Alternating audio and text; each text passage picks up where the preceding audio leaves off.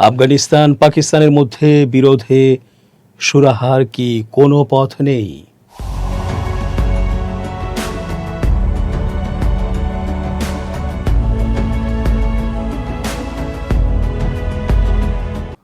আসসালামু আলাইকুম দর্শক, কেমন আছেন? পুরো সংবাদ বিশ্লেষণ ও তথ্য পর্যালোচনায় বরাবরের মতোই আছি আমি এস জে রতন। শেষ পর্যন্ত দেখতে থাকুন আজকের পর্বটি। নিশ্চয়ই হয়তো আপনার মনের কথাটি আমরা বলতে যাচ্ছি। চেঞ্জ টিভির আন্তর্জাতিক চোখ আপনাদেরই অনুষ্ঠান। এই তো কয়েকদিন আগেই আরেক যুদ্ধংদেহী অবস্থা দেখল বিশ্ব। দুদিন পরপরই এমনটা দেখা যাচ্ছে পাক আফগান সীমান্তে। দুটি মুসলিম রাষ্ট্রের মধ্যে থাকবে সৌহার্দ্যপূর্ণ সম্পর্ক। ভিন্ন ধর্ম ও মতের যে কোনো দেশ থেকে হামলা হলে একে অপরের সাহায্যে এগিয়ে আসবে। তা না করে কেন এমন বিরোধ লেগেই থাকতে হবে যুগের পর যুগ ধরে, তাই যেন এক বড় প্রশ্ন।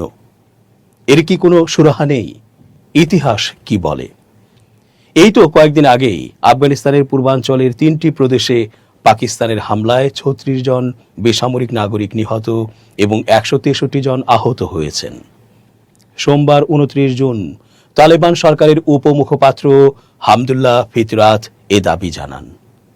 তালেবান সরকারের উপমুখপাত্র সামাজিক যোগাযোগ মাধ্যম এক্সে এক পোস্টে লিখেছেন, গত রাতে চালানো হামলায় নারী ও শিশুসহ 36 জন বেসামরিক ব্যক্তি শহীদ হয়েছেন। এছাড়া আরও 163 জন আহত হয়েছেন। পাকিস্তানের বিমান হামলায় বহু বেসামরিক হতাহত দাবি আফগানিস্তানের। 29/6/2026 এই তারিখের খবরে জানা যায়, পূর্ব আফগানিস্তানে পাকিস্তানের বিমান হামলায় কয়েক ডজন বেসামরিক মানুষ নিহত ও আহত হয়েছে বলে দাবি করেছে আফগানিস্তানের তালেবান সরকার। সোমবার 29 জুন সামাজিক যোগাযোগ মাধ্যম এক্সে দেয়া এক পোস্টে তালেবান সরকারের মুখপাত্র জাবিউল্লাহ মুজাহিদ জানান, বিমান হামলাগুলো পাকতিয়া ও কুনার প্রদেশে চালানো হয়েছে। তিনি পাকিস্তানের এই সামরিক অভিযানকে কাপুরুষোচিত আগ্রাসন আখ্যায়িত করে এর তীব্র নিন্দা জানান। তবে হামলায় ঠিক কতজন নিহত ও আহত হয়েছেন সে বিষয়ে বিস্তারিত কোনো তথ্য দেননি মুজাহিদ। পাকিস্তানের পক্ষ থেকেও আফগানিস্তানের এই দাবির বিষয়ে তাৎক্ষণিক কোনো প্রতিক্রিয়া জানানো হয়নি। এর আগে পাকিস্তানের তথ্যমন্ত্রী আতাউল্লাহ জানান, পাকিস্তান আফগানিস্তান সীমান্তবর্তী এলাকায় গোয়েন্দা তথ্যের ভিত্তিতে পরিচালিত স্থল অভিযান এবং পরবর্তী নির্ভুল বিমান হামলায় মোট 29 সন্ত্রাসী নিহত হয়েছে। খাইবার পাখতুনখোয়া, বেলুচিস্তান এবং করাচিতে পাকিস্তান রেঞ্জার্সের অর্থাৎ সিন্ধ এর ক্যাম্পে নিরীহ মানুষের ওপর সাম্প্রতিক ধারাবাহিক সন্ত্রাসী হামলার পর এসব অভিযান চালানো হয়েছে বলে দাবি করেন তিনি। পাকিস্তান আর আফগানিস্তানের মধ্যে উত্তেজনার যে দীর্ঘ ইতিহাস, এই গেল মার্চেই আফগানিস্তানের তালেবান সরকারের এক মুখপাত্র জানিয়েছিলেন, কাবুলের একটি মাদকাসক্তি চিকিৎসা কেন্দ্রের ওপরে আকাশ পথে হামলার জেরে অন্তত 400 জন মারা গেছেন। এই ঘটনায় পাকিস্তান আর আফগানিস্তানের মধ্যে কয়েক মাস ধরে চলতে থাকা উত্তেজনা আরও বেড়ে গেছে। বিবিসি অবশ্য নিরপেক্ষভাবে মৃতের সংখ্যা যাচাই করেনি। ওই মাদকাসক্তি চিকিৎসা কেন্দ্রে প্রায় 2000 মানুষের চিকিৎসা চলছিল। ভবনটি সম্পূর্ণভাবে ধ্বংস হয়ে গেছে এবং বেশ কিছু মৃতদেহ শনাক্ত করার অবস্থায়ও নেই বলে বিবিসি নিউজকে জানিয়েছে কাবুলের ফরেনসিক মেডিসিন ডিরেক্টরেটের কয়েকটি সূত্র। ইচ্ছাকৃতভাবে কোনো চিকিৎসা কেন্দ্রের উপরে হামলা চালানোর কথা অস্বীকার করে পাকিস্তান বলছে যে তারা সামরিক স্থাপনা আর সন্ত্রাসবাদের সহায়তাকারী অবকাঠামোগুলোকে সুনির্দিষ্টভাবে লক্ষ্য করে হামলা চালিয়েছে। ওই চিকিৎসা কেন্দ্রটির কাছাকাছি থাকেন এমন বাসিন্দারা বলেছেন, সোমবার 16 মার্চ স্থানীয় সময় রাত 8:50 প্রচণ্ড জোরে বিস্ফোরণের আওয়াজ পান তারা। এরপরে বিমান এবং আকাশ প্রতিরোধী ব্যবস্থার আওয়াজও শুনেছেন তারা। মাদকাসক্তি মুক্তি কেন্দ্রটির রোগীদের আত্মীয় স্বজনরা সেখানে জড়ো হয়ে মরিয়া হয়ে নিজের প্রিয়জনদের অবস্থা জানার চেষ্টা করছিলেন। গত 26 ফেব্রুয়ারি আফগান তালেবান সীমান্তের কাছাকাছি থাকা পাকিস্তানি সামরিক স্থাপনাগুলি আক্রমণ করে এর আগে অক্টোবর মাসে অবশ্য দুটি দেশ সংঘর্ষ বিরতি ঘোষণা করেছিল। পাকিস্তান পরের দিন আফগানিস্তানের কাবুল, পাকতিকা আর কান্দাহারের মতো শহরগুলির ওপরে ধারাবাহিক হামলা চালাতে থাকে। সীমান্তের দুই প্রান্তের গুলি বিনিময়ে আফগানিস্তানের দিকে এখনও পর্যন্ত অন্তত ৭৫ জন নিহত ও অন্তত ১৯৩ জন আহত হয়েছেন বলে আফগানিস্তানে অবস্থিত জাতিসংঘের সহায়তা মিশন জানিয়েছে। অস্থিরতার ইতিহাস। পাকিস্তান আর আফগানিস্তানের সম্পর্ক সাম্প্রতিক সময়ে অশান্ত হয়ে উঠেছে। আফগানিস্তান থেকে ২০২১ সালে যুক্তরাষ্ট্র সরে যাওয়ার আগে কাবুলের তৎকালীন সরকার নিয়মিতভাবেই ইসলামাবাদের দিকে অভিযোগের আঙুল তুলত যে তালেবান যোদ্ধারা যাতে আফগান বাহিনীর ওপরে হামলা চালাতে পারে, তার জন্য পাকিস্তান সহযোগিতা করছে। ওই সব হামলার পরিকল্পনা পাকিস্তানের মাটিতেই হতো বলেও অভিযোগ ছিল। সেই সময়ে তালেবানের সঙ্গে কোনো সম্পর্কের কথা অস্বীকার করে আসছিল পাকিস্তান।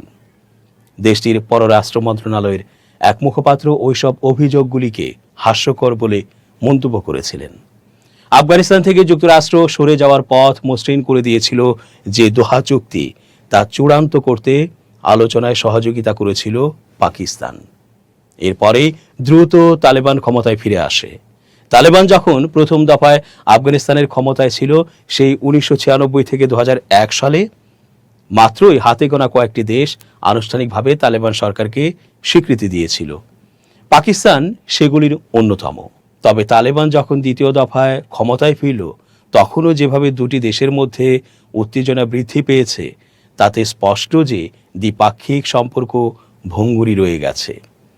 পাকিস্তান বলেছে যে পাকিস্তানি তালেবান বলে পরিচিত তেহরিকি তালেবান পাকিস্তান বা টিটিপি গোষ্ঠীটি আফগানিস্তানের সাম্প্রতিক হামলাগুলো চালাচ্ছে সে দেশের ভেতরেই তাদের ঘাঁটিগুলি থেকে। আফগান তালেবান সেগুলি থামাতে সচেষ্ট নয়। আফগানিস্তানের ক্ষমতায় তালেবান ফিরে আসার পরে পাকিস্তান আশা করেছিল যে টিটিপির মতো গোষ্ঠীগুলি আগের মতো সমর্থন পাবে না এবং সীমান্ত সমস্যার উন্নতি হবে। তবে বাস্তবে তা হয়নি। বিবিসিকে বলছিলেন প্রাক্তন পাকিস্তানি কূটনীতিক মাসুদ খান। এটা অবশ্য আশ্চর্যের কিছু নয়। অন্যান্য সরকারের মতো চিরাচরিতভাবে সরকার বলতে যা বোঝায়, আফগান তালেবান তো আর সেরকম নয়। টিটিপির মতো গোষ্ঠীগুলির সঙ্গে ঐতিহাসিকভাবে সংযুক্ত একটি গোষ্ঠী হিসাবে তারা ক্ষমতায় এসেছে। বিবিসিকে বলছিলেন বিশ্লেষক ও সাংবাদিক শামি ইউসুফজাই। তিনি আফগানিস্তান আর পাকিস্তান সম্পর্ক নিবিড়ভাবে পর্যবেক্ষণ করেন। তার কথায় যদি পাকিস্তান বিশ্বাস করে যে আফগান তালেবান টিটিপিকে খতম করে দেবে বা তাদের বিতাড়িত করবে, সেই আশা করাটা অবাস্তব। গত বছরের অক্টোবর মাসে আফগানিস্তানের বিদেশমন্ত্রী আমির খান মুত্তাকি দিল্লি সফর করেন।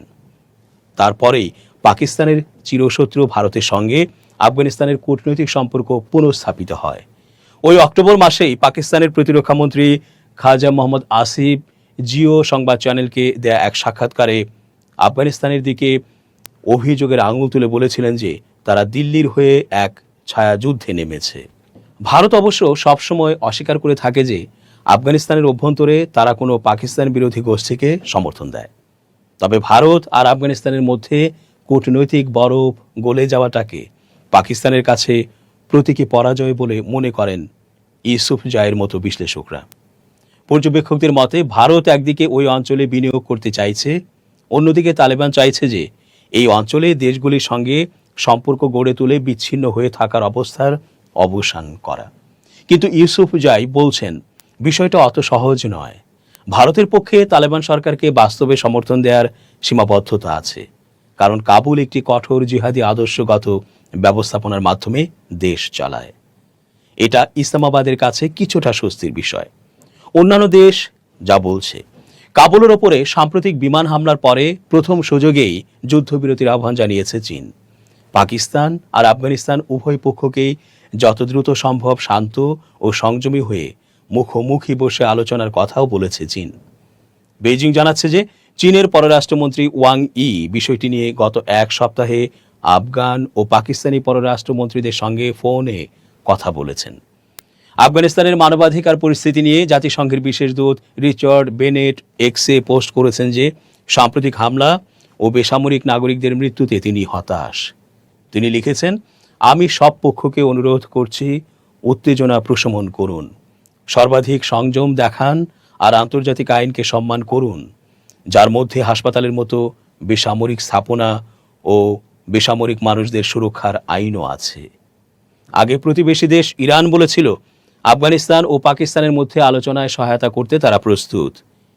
ইরানের পররাষ্ট্রমন্ত্রী আব্বাস আরাগচি এক্সে লিখেছিলেন, ভালো প্রতিবেশীদের মতো আলোচনায় বসে মত পার্থক্য মিটিয়ে নিক দুই দেশ। আফগানিস্তানের সঙ্গে পাকিস্তানের 2600 কিলোমিটার সীমান্ত রয়েছে। এই সীমান্তটি ডুরান্ড লাইন নামে পরিচিত। ব্রিটিশরা 1893 সালে স্বেচ্ছাচার করে ওই সীমানা নির্ধারণ করে দেয়। তবে আফগানিস্তান এবং সীমান্তের দুই প্রান্তে বসবাসকারী কয়েক লক্ষ পাশতুন ওই সীমানা মেনে নেয়নি। কয়েকজন পর্যবেক্ষক মনে করেন সাম্প্রতিক উত্তেজনার শিকড় সীমানার বৈধতা নিয়ে পুরনো দ্বন্দ্বের মধ্যেই নিহিত আছে। প্রতিদিন হাজার হাজার মানুষ সীমান্ত পারাপার করেন। সরকারের মধ্যেকার সম্পর্কের অবস্থা কি তা নিয়ে ভাবনা নেই সীমান্তের দুই প্রান্তে থাকা আদিবাসী মানুষদের।